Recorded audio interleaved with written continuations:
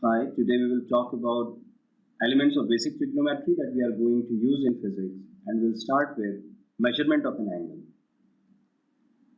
An angle is always measured with respect to a reference point and a reference line.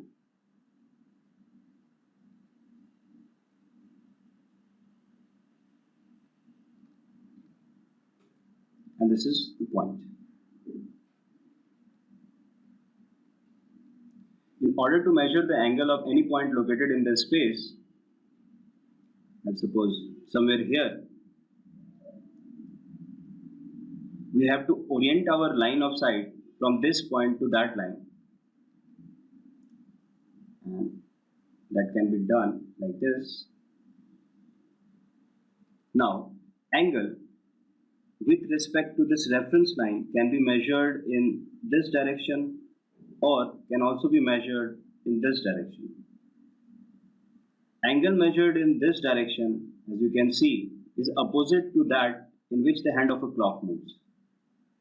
So, this is known as anti-clockwise direction.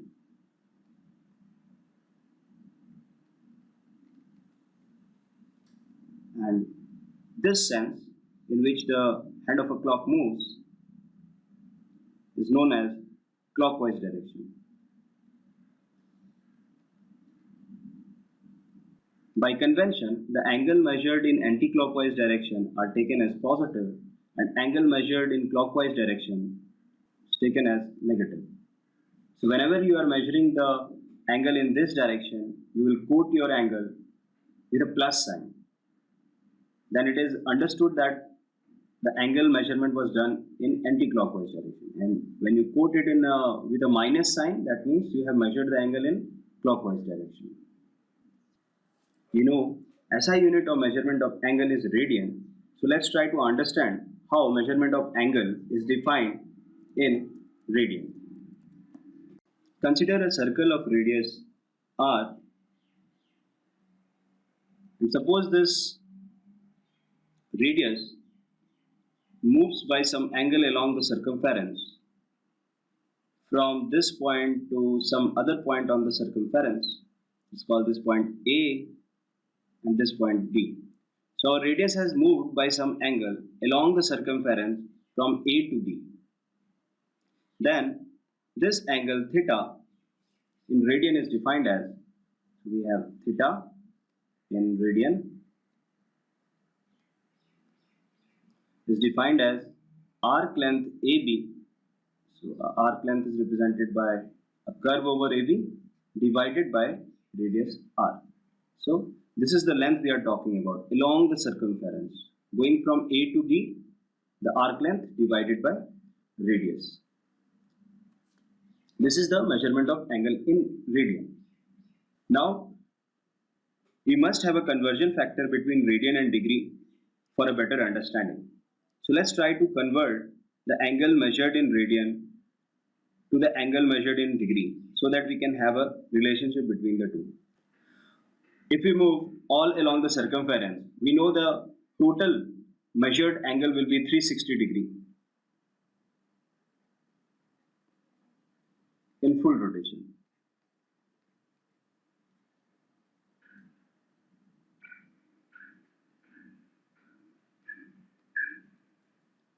Let's try to measure the same angle in radian. So according to the definition, theta in radian is arc length radius. So if we move full circle, the total arc length will be 2 pi r divided by radius, and you can see it will come out to be 2 pi. So if we move full circle, our measurement in degree is 360 degree and the measurement in radian is 2 pi. We will have our conversion factor that 2 pi is equal to 360 degree. That implies 2 pi radian is equal to 360 degree, or pi radian is equal to 180 degree.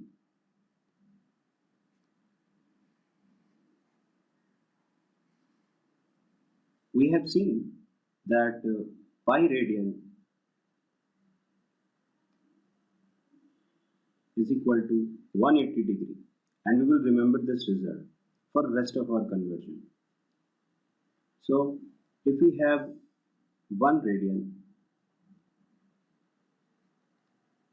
and the value of 1 radian in degree would be simply 180 divided by pi.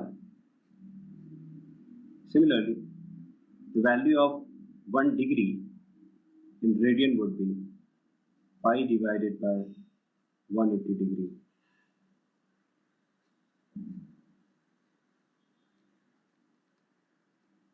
So when we take example of 30 degree, in radian would be pi divided by 180 into 30, it will be pi by 6. 60 degree will be pi divided by 180 degree into 60 is equal to pi by 3. Similarly, 45 degree would have a value of pi by 4, and 90 degree will have a value of pi by 2 in radian. We should remember the value of 30 degree, 60 degree, 45 degree, 90 degree in radian as well. And in order to convert radian into degree, we can use this.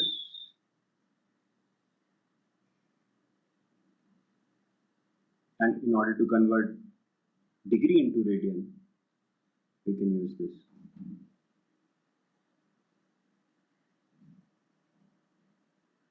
Let's try to quickly review our 6 trigonometric ratios with respect to this angle theta in this right angle triangle. We all know sine theta is equal to perpendicular by hypotenuse. Cos theta is base by hypotenuse. And tan theta is perpendicular by base. It is very interesting to know that if in a triangle angle theta is known and hypotenuse h is known, then we can write perpendicular and base in terms of h and theta. As you can see from here, that perpendicular will be equal to simply h sine theta, and base will be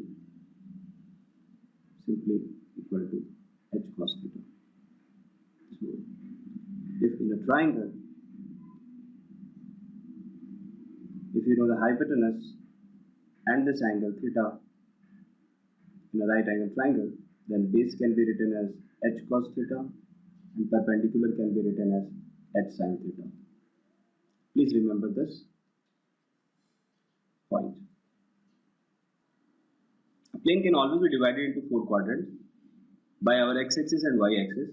If any point is located in the first quadrant, then the angle made by the location of the point with respect to our origin with positive x-axis can range from 0 to 90 degree.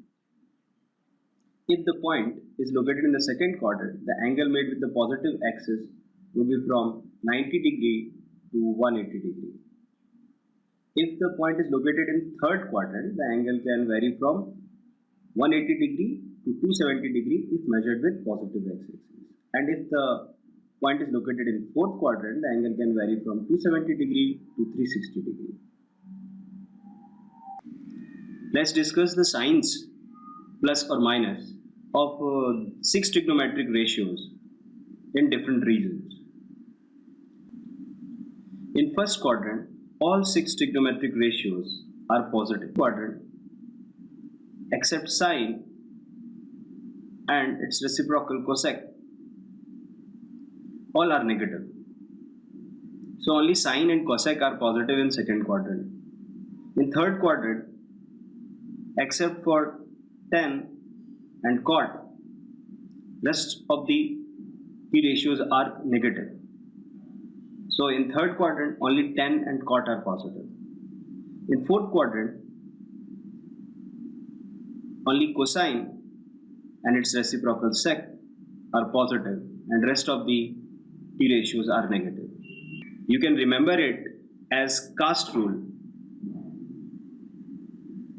starting for fourth quadrant, first quadrant, second quadrant, and third quadrant.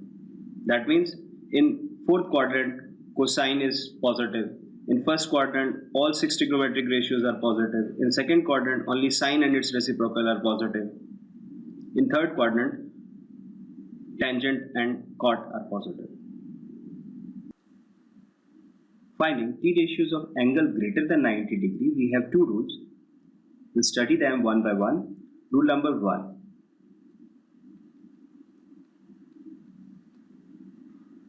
It says if some angle theta of which we wish to find the t ratios is expressed as odd multiple of 90 degree or odd multiple of pi by 2. So 2n plus 1 will be surely an odd number, pi by 2 plus minus alpha. Alpha could be any angle, but preferably should be a standard angle, 30 degree, 60 degree, 45 degree. Okay, for example, if we have 120 degree and we wish to write 120 degree in this fashion, then we can always identify, can be written as some odd multiple 1 of 90 degree plus 30 degree. Another example could be, let's say 240 degree can be written as 3 into 90 degree, which is 270 degree minus 30 degree, and so on. For example, 135 degree can be written as 1 into 90 degree plus 45 degree, and so on. Now, when angle theta is expressed in this fashion, then if we are evaluating sine theta, then the value of sine theta can be given in terms of alpha as complementary function of sine, cos alpha, and there would be a plus or minus sign over here, plus or minus, that is decided by cast rule on sine theta. Similarly, if we wish to find cos theta, when theta is expressed like this, then its value will be given in terms of alpha as complementary function sine alpha, and here also sine is decided by plus or minus is decided by cast rule on cos theta. And if you wish to find tan theta, then also it is changed into complementary function of alpha, cot alpha, and here also sine is decided by cast rule. You can write it here, plus or minus is decided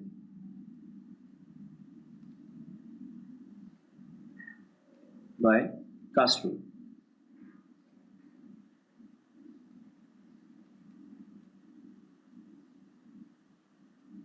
Now, as an example,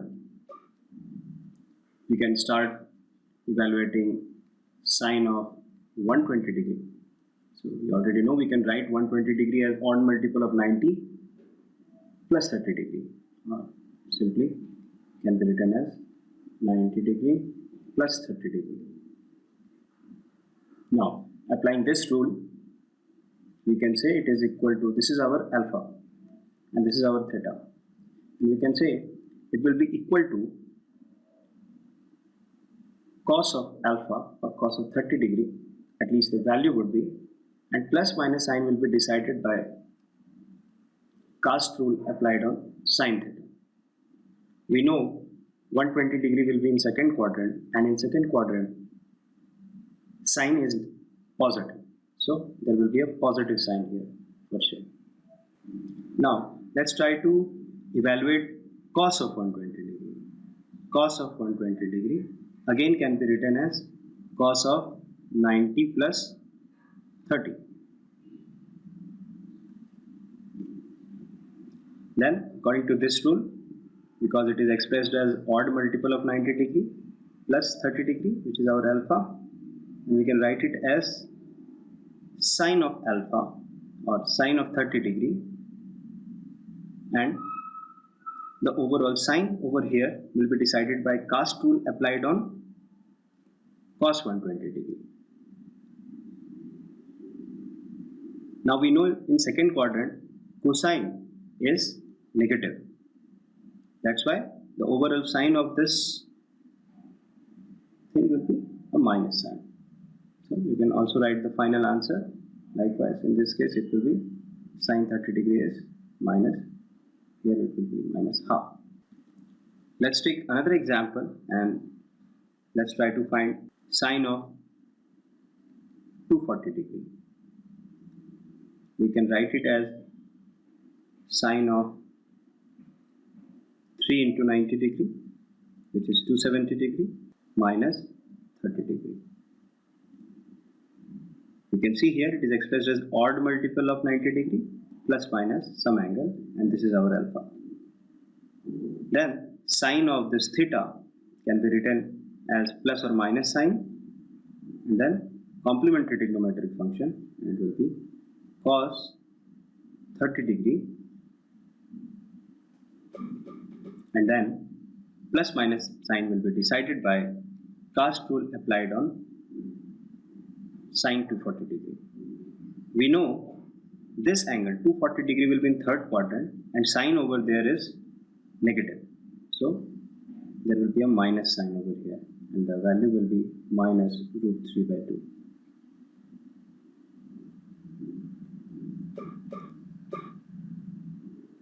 Let's take another example. Let's try to find out the value of tan 210 degree. This time this angle is in third quadrant, and in third quadrant tan 210 degree is positive, right? Then obviously the overall sign will be positive. But we can try expressing this in terms of odd multiple of 90 degree plus minus some angle. We need to find out that alpha, and we can express it as 3 into 90 degree, which is 270 degree minus 60 degree. So this is our alpha. Then tan theta in terms of alpha here will be converted into complementary trigonometric function cot alpha, and plus minus sign because tan 210 degree is in third quadrant. Third quadrant tan is positive, that's why there will be a positive sign over here. And this alpha is just 60 degree. It can be written as 1 by root 3. Let's move to rule number 2, which will be much easier to understand after understanding rule number 1. Rule number 2 says if your angle theta is expressed as some even multiple of pi by 2, even multiple of pi by 2 is also a multiple of pi itself. So you can write it as n pi plus minus some angle alpha. Then the rule says sine theta will be related to some trigonometric function into alpha, and this time it is not complementary trigonometric function but simply sine alpha, and a plus minus sign decided by cos tool applied on sine theta. Similarly, we have cos of theta as plus minus sign decided by cos tool on cosine of theta, into simply cos alpha. Then tan theta is equal to plus minus sign decided by cos tool on tan theta into tan alpha. So in this rule you don't have to convert sine theta into complementary trigonometric function at alpha. You can simply write sine theta will be related to sine alpha, cos theta will be related to cos alpha, and tan theta will be related to tan alpha, where the plus minus sign decided by cos tool on theta. Let's take some examples. Let's say we wish to find sine of 240 degree. we can write it as sine of this time even multiple of pi by 2. So even multiple of pi by 2 or 90 degree will be this one will be 180 degree plus 60 degree. Now writing in this fashion, which is required for rule number 2, we can apply rule number 2 now on the value of sine 240 degree, which will be given by a plus minus sign over here into sine, and this is your alpha, so it will be simply sine alpha, and a plus minus sign decided by cast rule on sine 240 degree. We know 240 degree will be in third quadrant and sine has a negative sign over there, so we'll apply a negative sign and we can replace alpha with 60 degree and the value would be minus root 3 by 2. Let's try to find the value of tan 120 degree using rule number 2. Tan 120 degree can be written as tan 180 degree minus 60 degree. This time this is our theta, this is our alpha. Now tan theta can be related to tan alpha, and the positive or negative sign will be decided by cast rule on tan 120 degree. Tan 120 degree, 120 degrees in second quadrant, tan over there is negative, so we'll use a minus sign, which is the same trigonometric function, tan 60 degree for our alpha is 60 degree, and the value would be just minus root 3. Let's try to find the value of cos 5 pi by 6. This time the angle is in radian. We know pi is 180 degree, then you can always know what is 5 by 6 into 180 degree. So, and pi by 6 is 30 degrees, which is basically 150 degree. So in our mind, the calculation will be done in degrees if you are much comfortable with degree. So it is 150 degree can be written as 180 degree minus 30 degree. But to write it is in radian, you can write cos of 180 degree is pi minus 30 degree. 30 degree is pi by 6. Okay. We can still apply rule number 2 here, and this is our alpha. It can be written as a plus minus sign decided by cast rule on 150 degree cos 150 degree. 150 degree second quadrant, cosine is negative over there, so a minus sign into same trigonometric function for alpha. So we'll have cos pi by 6. Remember pi by 6 is 30 degree. So it is cos minus cos 30 degree minus cos 30 degree will be just minus 2 3 by 2. There are also some formulas that you must remember as it will appear in some problems. You should remember that sine of an angle which can be expressed as sum of two angles a plus b is basically sine a cos b plus cos a sine b. So if you can remember this order, sine a plus b, sine a cos b plus cos a sine b. And if it happens that there is an angle which is expressed as difference of two angles, for example a minus b, then the formula will change with just a negative sign over here. So if it is a plus sign over here, there is a plus sign over here. If there is a minus sign over here, there is a minus sign over here. Second formula is for cosine. Cos of a plus b is equal to cos a cos b minus sin a sin b. So if you are trying to find out the cosine of sum of two angles, then it is cos a cos b minus sin a sin b. And if it happens, if you are trying to find cosine of an angle which is given by a minus b. Now next set of formulas are known as half angle formula and comes straightforward from the above formula. If you put in this formula sine of a plus b, you put b equal to a, then you will get sine a plus a, which is sine 2a will be equal to sine a cos a plus cos a sine a, which is written as simply 2 sine a cos a. It's a very important formula.